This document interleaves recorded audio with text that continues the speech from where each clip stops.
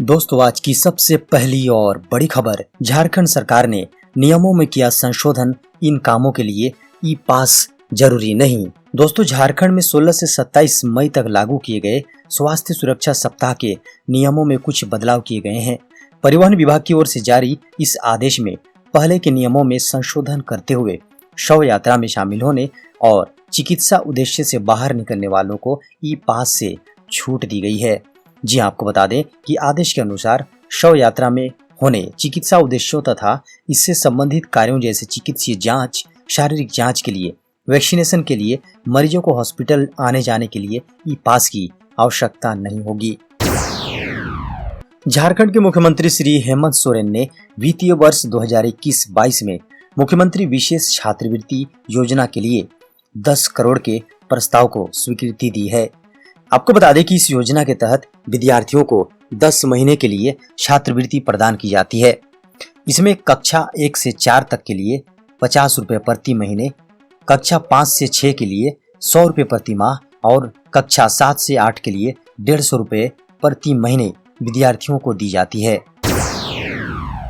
झारखंड के गांवों में फिर से दाल भात केंद्र को खोले जाने की उठी मांग। दोस्तों, झारखंड में एक बार फिर से सीएम दाल भात केंद्र को खोले जाने की मांग उठाई गई है। झारखंड जनाधिकार महासभा और उससे जुड़े संगठनों ने मुख्यमंत्री हेमंत सोरेन को चिट्ठी लिखकर इसके लिए आग्रह किए हैं। इसके अलावा महासभा ने कोरोना महामारी की दूसरी लहर का सामना करने और संक्रमण रोके जाने के विषय पर कुछ सुझाव भी दिए हैं। उसके मुताबिक राज्य में कोविड की स्थिति अत्यंत चिंतनीय है। महामारी ग्रामीण क्षेत्र में व्यापकता के साथ फैल रही है। झारखंड में 18+ केवल, जी हां, सिर्फ झारखंडी को ही मिलेगा टीका। इसके लिए झारखंड स्वास्थ्य मिशन समिति की तरफ से सभी सिविल सर्जन को पत्र लिखा गया है। इस निर्णय पर झारखंड मुक्ति मोर्चा के महासचिव विधायक सुदीव्य कुमार ने कहा कि झारखंडी पहला, झारखंडी प्रथम। झारखंड के सभी जिलों को जारी हुआ आदेश। सरकारी स्कूलों के बच्चों को नहीं मिलेगी गर्मी की छुट्टी। झारखंड में तेजी से बढ़ते कोरोना संक्रमण के कारण सरकारी स्कूलों को बंद रखने का निर्देश सरकार की तरफ से दिया गया है। विद्यालय बंद रहने के कारण विद्यार्थियों का पठन पाठन ठप न हो, इस कारण से बच्चों की ऑनलाइन पढ़ाई जारी है। सरकारी स्कूल में पढ़ रहे विद्यार्थियों को गर्मी की छुट्टी इस साल नहीं मिलेगी। गर्मी में भी उनकी ऑनलाइन पढ़ाई जारी रहेगी। कोरोना के कारण लंबे समय से स्कूलों के बंद रहने के कारण बच्चों की बची हुई पढ़ाई और उनमें हुए लर्निंग लॉस की क्षतिपूर्ति के लिए फैसला लिया गया है।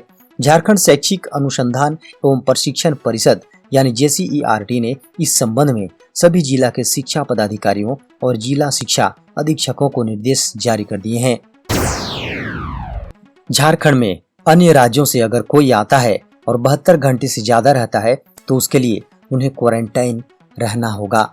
जी हाँ, आपको बता दें कि अगर उनके पास होम क्वारंटाइन की सुविधा नहीं है तो वह पेड क्वारंटाइन की सुविधा ले सकते हैं।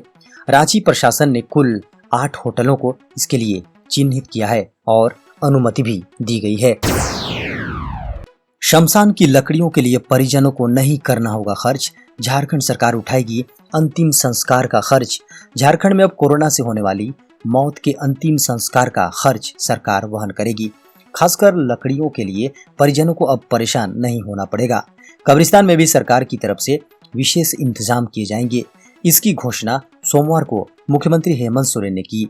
उन्होंने कहा कि जैसे जैसे समस्याओं की पहचान हो रही है, सरकार उस पर काम कर रही है। वैक्सीनेशन कार्यक्रम में तेजी लाने को सरकार लगातार पहल कर रही है। अगर कोई कंपनी राज्य में वैक्सीन प्लांट लगाने को इच्छुक होगी तो सरकार उसकी मदद करेगी। स्वास्थ्य मंत्री श्री बन्ना गुप्ता ने कहा, मुझे अपशब्द कहें लेकिन मरीजों का उचित पैसे पर सही इलाज करें। स्वास्थ्य मंत्री श्री बन्ना गुप्ता ने कहा कि अपशब्द कहने वाले बड़े भाई के समान है, लेकिन मरीजों से तय रेट के हिसाब से ही पैसे लें। वर्तमान हालात में आपदा को अवसर में नहीं बदलें। मेरी निंदा करें लेकिन मरीजों से उचित पैसा लेकर सही इलाज करें। मुझे किसी से दुश्मनी नहीं है। अपशब्द कहने वाले भी मेरे बड़े भाई के समान है। बन्ना गुप्ता ने वैक्सीनेशन पर भी चर्चा की। दरअसल सरायकेला के एक निजी अस्पताल में कोरोना मरीजों से ज्यादा रुपया वसूले जाने की शिकायत मिली थी। शिकायत के आधार पर स्वास्थ्य विभाग की एक टीम जांच करने पहुंची थी। विधायक अंबा प्रसाद पर लगा 48 लाख के धोखाधड़ी का आरोप। झारखंड कांग्रेस के युवा बड़कागांव विधायक अंबा प्रसाद के खिलाफ अनुदान के 48 लाख की राशि में धोखाधड़ी का आरोप लगा है। इसे लेकर उनके ऊपर मुकदमा दर्ज किया गया है। मामले में विधायक सहित अन्य लोगों पर भी कोर्ट के आदेश के बाद मामला दर्ज किया गया है। बड़कागांव से कांग्रेस विधायक अंबा प्रसाद के खिलाफ बड़कागांव थाने में अनुदान के 48 लाख रुपए की राशि धोखाधड़ी का मामला कोर्ट के आदेश से दर्ज किया गया है। मामले में विधायक के अलावा विनोबा भावे विश्वविद्यालय के कुलपति doctor Mukul Narayan Dev, registrar BP Rukhiyar, doctor Kaushlendra Kumar, Kritinath, Suresh Mahto, Arvind Kumar आदि को अभियुक्त बनाया गया है। झारखंड के सभी बॉर्डर हुए सील, ई पास के बिना आने जाने पर रोक। झारखंड की राज्य सरकार ने तीसरे चरण का स्वास्थ्य सुरक्षा सप्ताह लॉकडाउन लगा रखा है। इसी के चलते बिना ई पास के गाड़ियों की आवाजाही नहीं की जा सकती है। वहीं इसको लेकर पिंडरा जोरा थाना क्षेत्र के बंगाल बॉर्डर पर भी पुलिस और मजिस्ट्रेट की तैनाती कर दी गई है। यहां बिना ई पास के आने वाले लोगों को वाहन सहित बंगाल की ओर वापस भेज दिया जा रहा है। इस दौरान पुलिस की चुस्ती साफ दिख रही है। इस संबंध में थाना प्रभारी खुद बॉर्डर पर मुस्तैद नजर आ रहे हैं। आपको बता दें कि राज्य सरकार ने सभी बॉर्डर को सील करने का निर्देश दिया था। मुख्यमंत्री हेमंत सोरेन ने रामगढ़ में 80 बेड वाले कोविड केयर का किया शुभारंभ। दोस्तों, मुख्यमंत्री हेमंत सोरेन ने सोमवार को अपने आवासीय कार्यालय से रामगढ़ जिला स्थित मांडू प्रखंड के डीएवी स्कूल घाटोटाड़ में बने ऑक्सीजन युक्त 80 बेड वाले कोविड केयर सेंटर का ऑनलाइन उद्घाटन किया। इस अवसर पर मुख्यमंत्री ने जनता के नाम संबोधन भी दिया और संदेश भी प्रसारित किया। मुख्यमंत्री ने कहा कि रामगढ़ जिले के अधिकतर क्षेत्रों में विभिन्न औद्योगिक संस्थानों द्वारा खनन कार्य किए जाते हैं। राज्य में कोरोना संक्रमण के नियंत्रण में औद्योगिक समूहों की भूमिका महत्वपूर्ण है। झारखंड की राजधानी रांची में पंचायत स्तर पर कोविड टास्क फोर्स बनाने का निर्देश। झारखंड की राजधानी रांची में शहरी क्षेत्र के बाद ग्रामीण क्षेत्रों में कोरोना को काबू करने की तैयारी शुरू हो गई है। जिला प्रशासन की ओर से अब पंचायत स्तर पर कोविड टास्क फोर्स का गठन किया जा रहा है। इस टीम में एएनएम, सहायिका और सहिया रहेंगी। ये टीम डोर टू डोर और अति संक्रमित क्षेत्रों में जाकर जांच करेगी। जिन व्यक्तियों में कोरोना के लक्षण पाए जाएंगे उनका रैपिड एंटीजन टेस्ट पंचायत स्तर पर ही बनाई गई टीम के माध्यम से होगा। जिला स्तरीय गठित कोविड कोषांग के नोडल पदाधिकारियों के साथ बैठक के दौरान डीसी ने इसके लिए निर्देश जारी किए। रुक्का डैम में डूबने से 3 लोगों की मौत। रांची के ओरमांझी थाना क्षेत्र स्थित रुक्का डैम में डूबने से सोमवार को 3 लोगों की मौत हो गई। तीनों नहाने के लिए डैम में गए थे और इसी दौरान यह हादसा हुआ। स्थानीय लोगों और पुलिस की मदद से शव को पानी से बाहर निकाल लिया गया, लेकिन एक शव अभी तक डैम से नहीं निकाला जा सका है। डैम में शव की तलाश जारी की जा रही है। सभी रांची के इरबा के रहने वाले हैं। आपको बता दें कि घटना की सूचना मिलने पर इलाके में कोहराम मच गया है। घरों में रोने की आवाज आने लगी। बताया जा रहा है कि डैम में तीनों नहाने के लिए गए थे। झारखंड के मुख्यमंत्री श्री हेमंत सोरेन ने उत्क्रमित उच्च विद्यालयों के शिक्षकों तथा शिक्षकेतर कर्मियों के वेतन आदि के लिए 700 करोड़ की राशि, जी हां, अराजकीय सहायता प्राप्त अल्पसंख्यक माध्यमिक विद्यालय के शिक्षकों तथा कर्मियों के वेतन के लिए 1,91 करोड़ 41 लाख 86 हजार एवं अराजकीय सहायता प्राप्त प्रस्वीकृत विद्यालय संस्कृत विद्यालयों हेतु 5 करोड़ 10 लाख 26 हजार रुपए तथा अराजकीय प्रस्वीकृत मदरसों के लिए 58 करोड़ 85 लाख 20 हजार की सहायता अनुदान की राशि की स्वीकृति दी। मिथिलेश कुमार ठाकुर ने कहा, सीमा पार कर झारखंड आने वालों को नहीं मिलेगी वैक्सीन। झारखंड में कोविड-19 टीकाकरण में भी बाहरी भीतरी का खेल शुरू हो गया है। इस संदर्भ में झारखंड के पेयजल एवं स्वच्छता मंत्री मिथिलेश कुमार ठाकुर ने सरकार का पक्ष रखा है। मंत्री ने कहा कि टीकाकरण कराने के लिए सीमा पार कर झारखंड आने वाले बाहरी लोगों को यहां वैक्सीन नहीं दी जाएगी। उनके लिए संबंधित राज्य में ही टीकाकरण की व्यवस्था की गई है। झारखंड सरकार के पेयजल एवं स्वच्छता मंत्री मिथिलेश कुमार ठाकुर ने कहा कि झारखंड सरकार का निर्णय 100% सही है। नक्सल अभियान में लगे झारखंड के पुलिस कर्मियों का होगा 48 लाख रुपए का बीमा। दोस्तों, झारखंड में नक्सलियों के खिलाफ अभियान में लगे जवानों पदाधिकारियों का 48 लाख रुपए का बीमा होगा। झारखंड में इस अभियान में झारखंड पुलिस व केंद्रीय अर्धसैनिक बल के 85,408 जवान पदाधिकारी शामिल हैं। बीमा सबका होगा, जिसके प्रीमियम का भुगतान 1,000 रुपये प्रति जवान पदाधिकारी की दर से पुलिस मुख्यालय करेगा।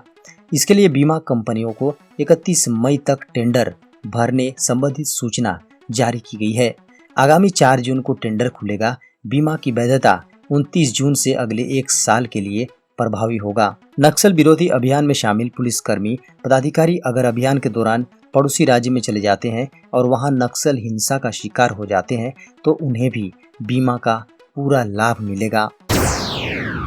DRDO की anti Covid drug 2DG launch. दोस्तों, DRDO की एंटी कोरोना ड्रग 2DG का 10,000 डोज का पहला बैच सोमवार को इमरजेंसी यूज के लिए रिलीज कर दिया गया। अब इस दवा को मरीजों को दिया जा सकता है। यह दवा एक पाउडर के रूप में है। इस दवा को सबसे पहले दिल्ली के DRDO कोविड हॉस्पिटल में भर्ती मरीजों को दिया जाएगा। बताया जा रहा है कि कोरोना के इलाज में 2DG भारत में कोरोना मरीजों के लिए गेम चेंजर साबित हो सकती है। DRDO ने इस दवा को लेकर 2 दावे किए हैं और वो दोनों बेहद महत्वपूर्ण हैं। DRDO का कहना है कि इस दवा से मरीजों की ऑक्सीजन पर निर्भरता कम होगी, साथ ही उन्हें ठीक होने में 2 से 3 दिन कम लगेंगे, यानी हॉस्पिटल में मरीजों की जल्द छुट्टी हो सकेगी। पूरे देश में फिलहाल ऑक्सीजन और हॉस्पिटल में बेड की कमी का सामना करना पड़ रहा है।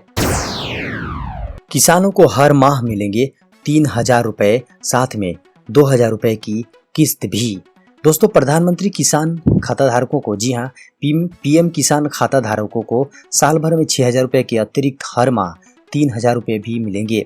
इसके लिए उन्हें PM किसान मानधन में सीधे रजिस्ट्रेशन कराना होगा। इसमें कोई कागजी कार्रवाई की आवश्यकता नहीं होती है।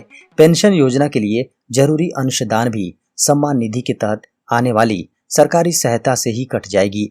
इसका फायदा यह होगा कि किसानों को हर 4 महीने में, जी हाँ, किसानों को हर 4 महीने में 2,000 रुपए की किस्त के साथ 60 साल की उम्र के बाद हर महीने 3,000 रुपए मंथली पेंशन भी मिलेगी। PM किसान सम्मान निधि में रजिस्ट्रेशन के समय ही आपके सारे जरूरी डॉक्यूमेंट्स सरकार जमा करवाती है, इसलिए PM किसान मानधन में किसी डॉक्यूमेंट की आवश्यकता नहीं होती है। झारखंड के 2,300 अनट्रेंड पारा शिक्षकों को 2 माह का वेतन जारी। राज्य के लगभग 2,300 अप्रशिक्षित पारा शिक्षकों को 2 माह के मानदेय का भुगतान झारखंड शिक्षा परियोजना द्वारा किया गया है। शिक्षकों को 31 मार्च 2019 तक प्रशिक्षण पूरा करने का निर्देश दिया गया था। प्रशिक्षण पूरा नहीं करने वाले पारा शिक्षकों का मानदेय रोकने संबंधित पत्र जून 2019 में जारी किया गया था। पारा शिक्षकों का कहना था कि पत्र जारी करने के पूर्व के मानदेय का भुगतान किया जाए। झारखंड शिक्षा परियोजना द्वारा अप्रैल व मई 2019 के मानदेय का भुगतान किया गया है। WHO ने दी चेतावनी, देर तक काम करते हैं तो आपकी जान को है खतरा। यदि आपको भी देर तक काम करने की आदत है तो यह खबर आपके लिए बेहद चिंताजनक हो सकती है। जी आपको बता दें कि विश्व स्वास्थ्य संगठन यानी WHO के अनुसार दुनिया भर में देर तक काम करने की आदत की वजह से हर साल हजारों लोगों की मौत हो रही है। WHO ने कहा है कि कोरोना वायरस की महामारी के चलते आने वाले दिनों में ये आंकड़ों में इजाफा हो सकता है।